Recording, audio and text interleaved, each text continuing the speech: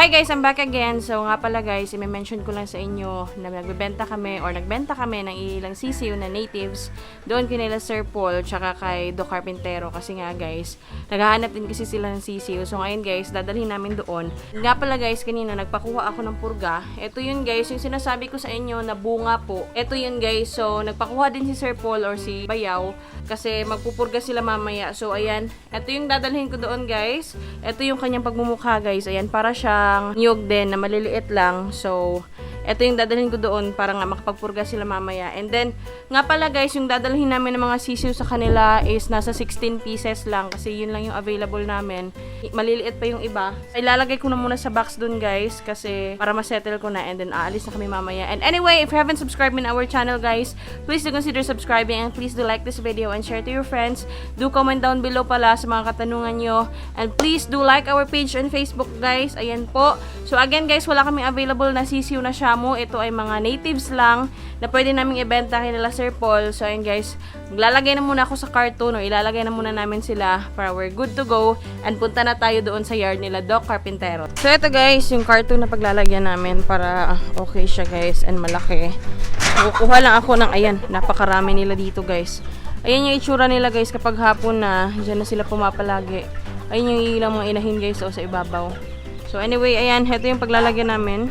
So ayan, so malaki to kasi guys. So ang ilalagay ko dito bilang pangsapin is yung jaryo lang. Ipapakita ko sa inyo guys yung mga sisiw na ibibenta namin kanila Bayaw tsaka kay Do Carpintero. So ito yun guys, yung napurga namin. Ito. So napurga namin sila kahapon guys. So ayan, naka-vaccine na rin to. So ayan yung bibigay namin sa kanila. Ayan, malalaki na yan guys. Siguro mga nasa 1 month and 1 week na sila. So yung iba is nasa 1 month pa lang. So, ayan yung mga ibang maliliit. Pero, ayan, hindi sila nagkakalayo lahat dito, guys.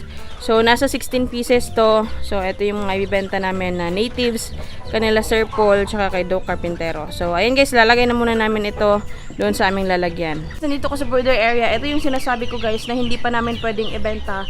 Since maliliit pa to, guys. Or mga nasa 3 weeks to 4 weeks or mga isang buwan na rin. So, ayan, papakita ko muna sa inyo. So, ito yung prospect namin na susunod namin ibibenta. Hopefully, etong batch na to, nasa 16 pieces din to.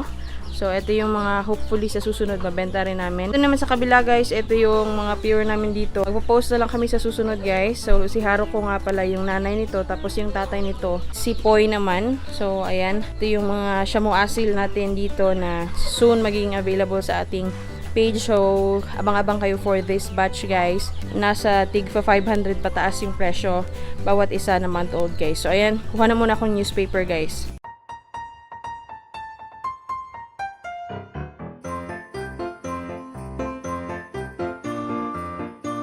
Ayan guys, bilang pangsapin lang para hindi masyadong mabasa kasi kapag umipot sila dyan sa loob guys, ay mababasa kasi yung carton. So, lagyan na muna natin ng newspaper. Malapit lang din naman yung yard nila. Compare doon sa mga travel talaga, mahahabang travel. Actually, nilalagyan nila ng dahon ng saging kasi malamig daw yun para sa manok. So, lapit lang naman kasi. So, ito na muna yung gagamitin namin. So, ayan guys, ito yung mga ibebenta namin sa kanila guys. Malalaki na to guys. Ayan. Oh. Ayan, nasa 1 month and 1 week na to. Ayan. So, ayan yung example, guys.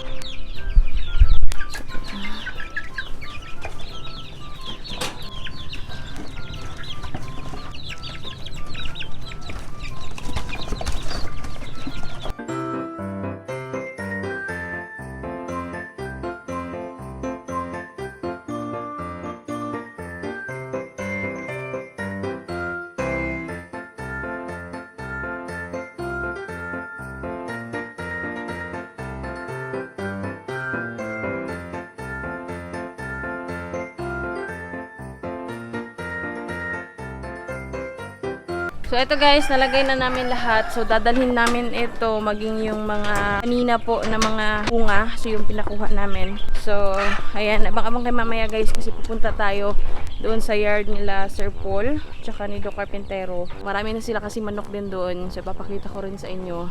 So, ayan guys, biyahe na muna kami and we'll see you there guys. So, nga pala guys, bago kami umalis, makwento ko lang muna kasi nagpe-prepare pa naman din si Mr. Makwento ko lang sa inyo na si Oreo nga pala, yung isa namin Belgian Shamu, benenta na namin. So, matagal na pala namin yung nabenta guys. Hindi ko lang nasabi sa inyo. Alam nyo naman guys na meron po kaming agong Hercules.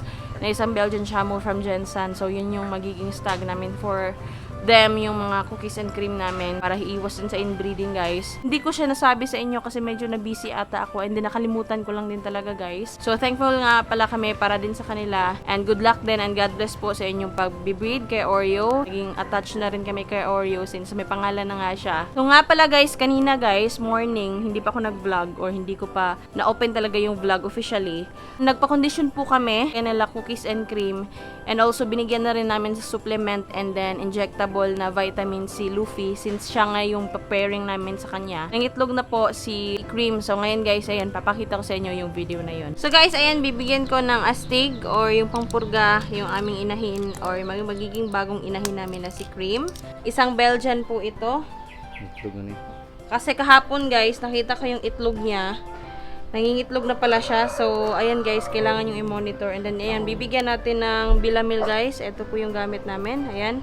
So, bibigyan natin siya para nga ma-ready na rin siya, guys. Napakalaki na ng inahin na to, guys. Ayan. So, first timer ito, guys. Nangitlog siya kahapon, guys. So, ngayon, liliguin na lang din namin muna. Kinabukasan, guys, i-release natin siya sa range para nga magpatuloy na sa kanyang pangingitlog.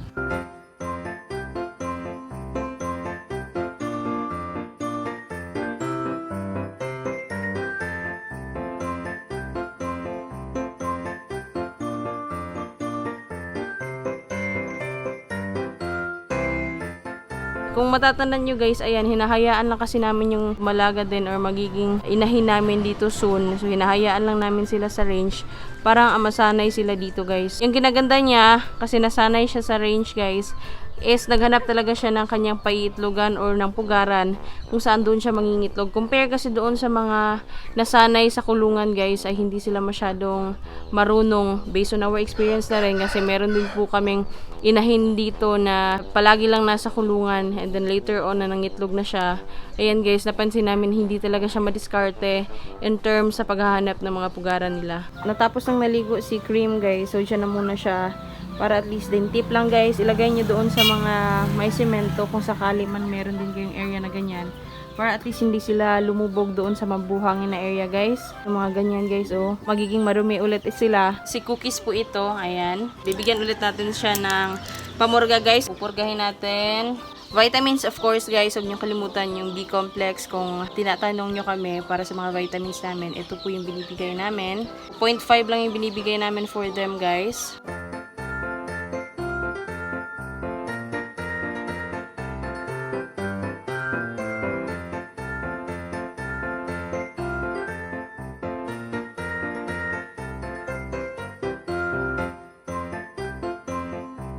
Ito naman si Luffy po. Ito yung ipa-partner namin sa kanila ni Cookies and Cream pansamantala. Ayan, guys, kung matatandaan nyo, ang liit na sisiw nito before. So, isa tong Japanese Shamu. Ito yung partner ni Nami, guys, kung matatandaan nyo. Ayan. So, bibigyan din namin siya ng B-complex, guys. Tapos, etong tatlong supplements na binibigay namin. Calcium, yung multivitamins, tsaka yung B12. Magtatanong kayo, guys, bakit hindi na namin pinurga? Bago lang siya na purga, guys, and also hindi po siya kasi naka-range. Kulungan lang siya. So, yung bibigay muna namin is eto, tsaka yung injectable po na B-complex.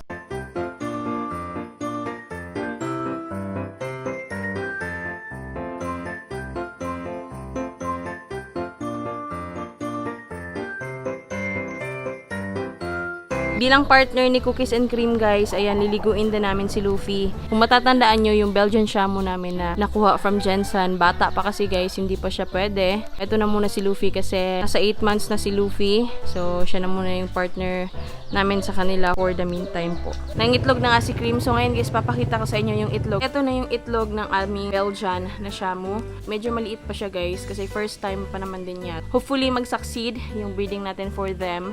Kanila Cookies and Cream and Luffy. Kasi nandun sila sa kabila. Nakasalang na po sila. Yun yung nangyari within this day. So, ngayon, guys, pupunta na muna kami doon kanila Sir Paul. Nandun natin yung kanilang mga manok and yung kanilang mga alaga doon. Guys, nandito na kami, guys. Sinabot na kami ng ulan. Ayan.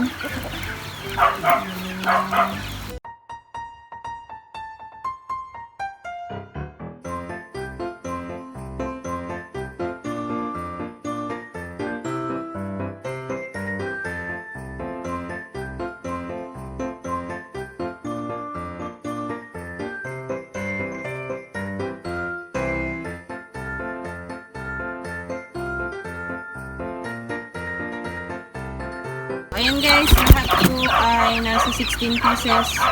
Ayan po sila. So, native po guys. Ayan. Ayan si Mayor guys. Nandito si Mayor. Ayan po. Ayan. So, ayan po. Alam niya talaga na may video guys. Ito si Mayor. Si Poy. Poy. Ayan. Medyo madilim na kasi guys. Pasensya nyo na. Ayan. So, ayan yung kanilang always na palagyan kapag gabi. Ayan. Marami na rin silang manok guys dito. Iba nito guys, galing kay Bayaw. Yung pinahiram natin na broadhen guys, ayan siya oh. Naka-standby na. Yun lang po ang aming video for today. So see you tomorrow guys. Kasi medyo umuulan na, then I will update you.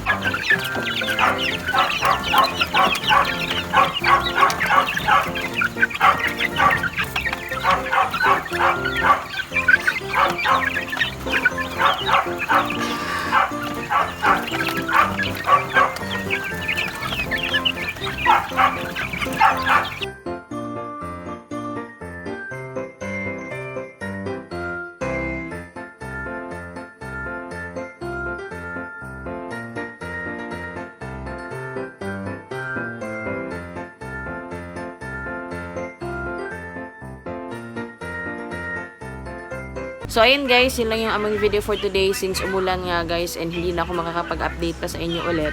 So, anyway guys, nandito nga pala ako kanila Pauline. So, sa kwarto ni Pauline, ayan guys, ito yung pamangkin ko po. Ito yung pamangkin ko. Anyway, yun lang yung aming video. Sana again guys, nag-enjoy kayo sa aming video for today. And anyway guys, if you haven't subscribed in our channel, please consider subscribing. Please do like this video and share to your friends.